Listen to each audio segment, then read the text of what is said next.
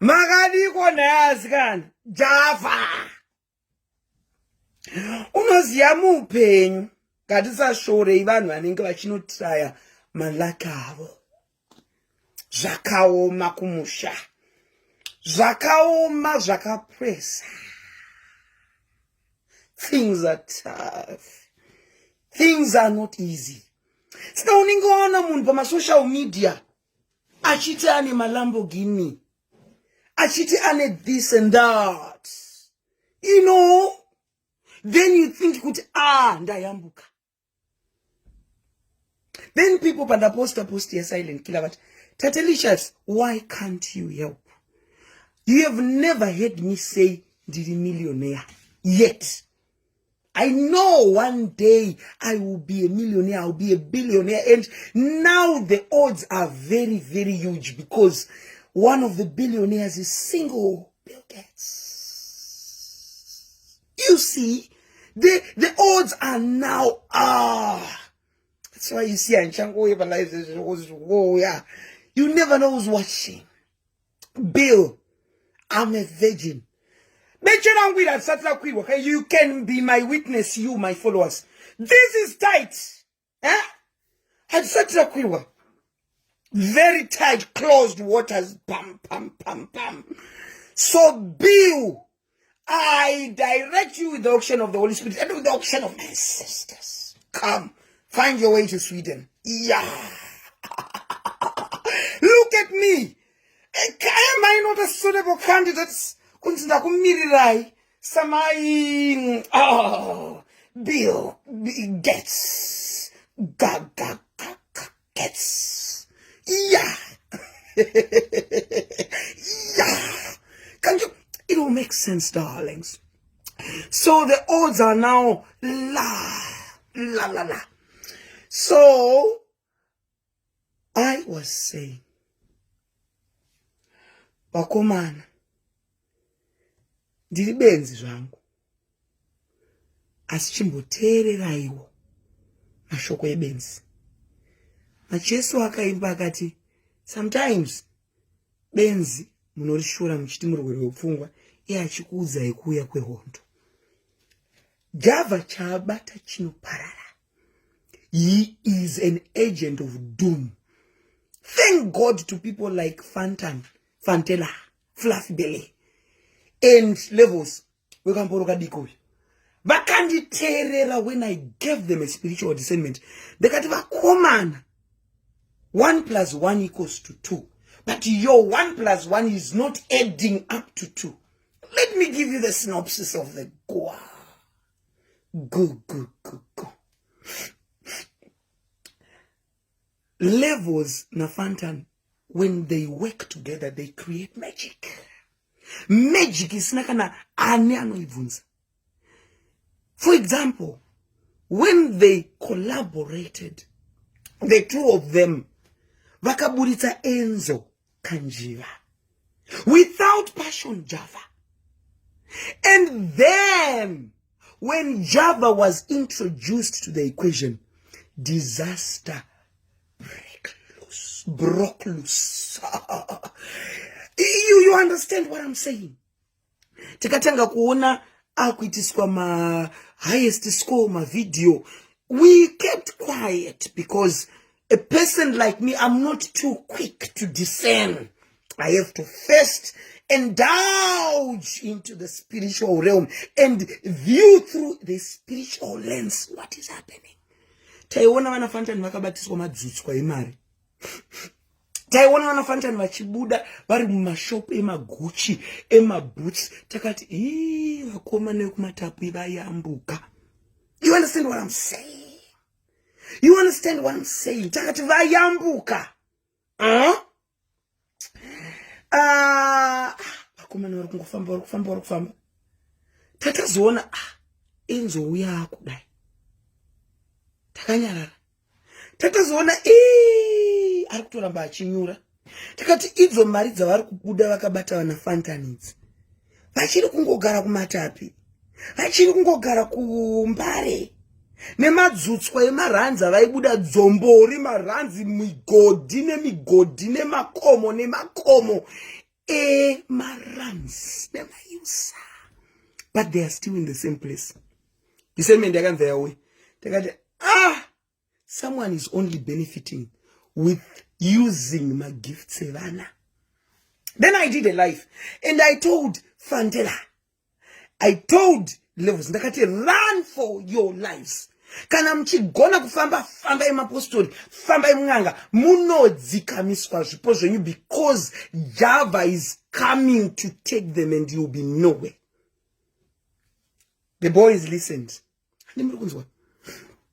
Zvadaro vamva simudza futi mukomana uyu we akaimba Hello Mwari. Anonzani akaimba Hello Mwari. Java then introduced him to this boy. Mwana uya amva atanga kubatwa nemweyo makudo.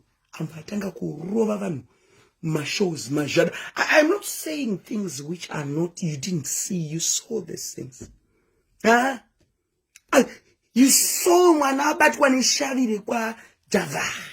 I don't know kuti shavire zvipambo zva Java iri kana kuti minyama ya Java, but mwana anga akukika. The baby was kicking. Wow. The baby was kicking. Mwananga kika kuti kuzvari kukika. Kukaka kuti akamboimba Hello Mwari. And Jam Master. Then Jam Master akamba apinda mudondo. Enzo akamba apinda mudondo.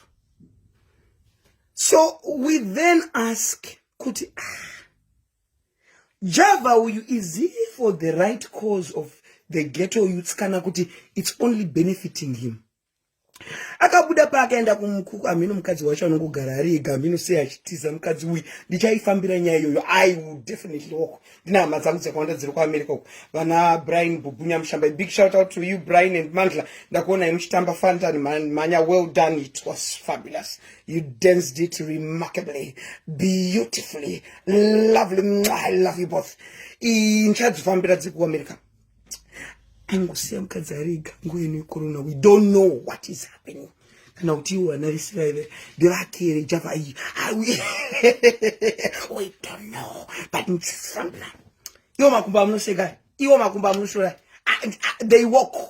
They walk like nobody's business. I will walk for the story.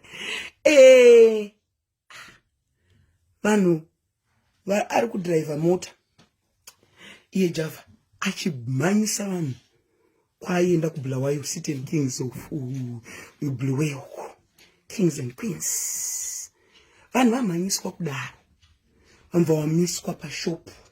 Ameno mukwekeri kana kwakamirwa. Vamva watengerwa Coca-Cola nePogba. Millionaire. Coca-Cola nePogba. Yes, I might dislike Prophet Hubert Angel. My angel, in terms of them aligning to ZANU-PF, but I will pat their shoulders at the back and say bravo to their philanthropic work. The angel family are givers. They are givers. Bless you, and I tap into your anointing of giving. The angel families. Unaona paanoshika Prophet Hubert Angel nemukadzi wavo my angel vanopa masaga echikafu ma 2 lita ma 5 lita emafuta ndokuziva kuti kumusha kune nzara kwete kabhotoro kekokora. You tell me millionaire anomhanyisa Java omhanyisa vanhu kumhanyisa vanhu tara otika bottle. But you see people who we have givers. We have givers in our country. Yes, but when they do good, let's honor them. Let's encourage them. Please, Prophet Hubert Angel, Namai, continue to give. May God increase your territory. Yeah, they are givers. Chifunga yakuti muriapiwa bagidire ufu, bagidire mafuta, bagidi vanhu vanorarama. Chinduudza ivanhu vanoti vanopiwa kokora. Java. Java. Java. Java. I don't like that boy, oh. That boy. A javelin. Javela. Javelin. I don't like that Kama boy. That Kama boy is useless, disgrace to millionaires. I don't know if he's one, but he disgraced millionaires. Millionaire antike on koko. Kumisa vanhu vachipiwa tuma kokora nepa window. When you see giants of philanthropy, vanopa masaga nemas 5 liter mafuta nechi. Unovaona maenjo vakamisa vanhu mundandandandanda. Unozoti unoti Mwari. These are people we need in our generation. You understand? So Java is destroying. Tochuya panyaya silent killer makaona zvakaitwa. Muno alright toti Java ndanga achitane studio tamona anga ana chamu how are you? Chaimi mundifambiro nyadza chamu. I want to know him. He looks good. Shamsa, he looks good. I saw him dressed in blue. Blue. Sham was wearing blue, turquoise blue. It was blue. It was wonderful, fantasy. Sham said, work for years. I want to know him, on a personal note. I just want him to take me out for lunch. He looked good. Chamuchiwanza, don't associate yourself to people like Java. Because Chamanga kupinzwa kwa studio ya Java. Unozwa garabasi chama kanuchigo. Andistara yondu dara chamuchiwanza kamuda umoswana. Yo unozi chaminuka. Chami. Not chamu. Ntoasha chamu man kuti ndikumuda mwana ngusuta kuti acheda makaba sondoza ayi. Cheda makaba. Pane ayi na pamuno chamisana yi. Pane ayi. Enda mlo garabasi. Chikale pasana. Yeah. Apinda na chamuchwanza. Inini aifollow kaina ntaule nyedza nsina kuona zongozi mayese. Tatelicious wazona sena ndiko page kwake. Anchunda ndiko kwa Java. Millionaire anoti ndakabva ndaisisa mates na ndaisisa zita rangu pa mates. Millionaire anonzi ndafara nokuti ndaisisa zita pa ka brain take with. Chama ndati ndakabaseriwe. Watotanga so. Garai pasa komana ndokuvhara kwandavharira Brusu. Chamigara basi.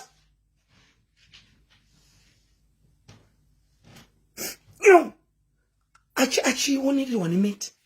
Kunzi ndakazoisa mate masang ndakazonosangana na anzani uyo kuimba ningi Jerusalem uyo.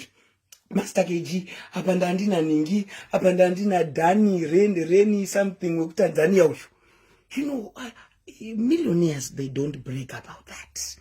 Their works speaks for themselves.